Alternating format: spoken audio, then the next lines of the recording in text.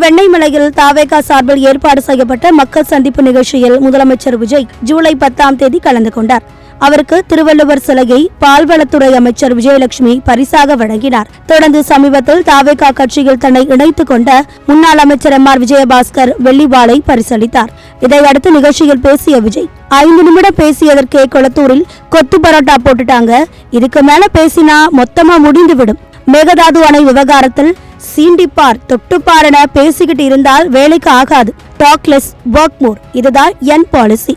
மக்களே, இந்த தீய சக்தியையும் தீந்து போன சக்தியையும் வேறு வேறு அல்ல, கூட்டு களவாணிகள். எங்களுக்குள் ஒட்டுமில்லை உறவும் இல்லைன்னு அவர்களால் அறிவிக்க முடியுமா? ஊரை அடித்து உலகில் போட்ட கரூர் கம்பெனிக்காரர் ஓடிவிட்டார்.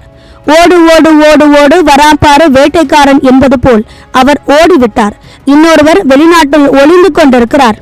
நான் ஸ்டாலின் சாரை சொல்லவில்லை, சிங்கப்பூர்ல தலைமறைவாக இருக்கும் முன்னாள் அமைச்சரை சொன்னேன் என்றார். கரூர் கம்பெனிக்காரர் என முன்னாள் அமைச்சர் செந்தில் பாலாஜியை தான் விஜய் சுட்டிக்காட்டி பேசி இருக்கிறார். செந்தில் பாலாஜிக்கு அண்மையில் நீதிமன்றம் முன்ஜாமீன் வழங்கி இருக்கும் நிலையில் விஜய் இவ்வாறு பேசி இருக்கிறார்.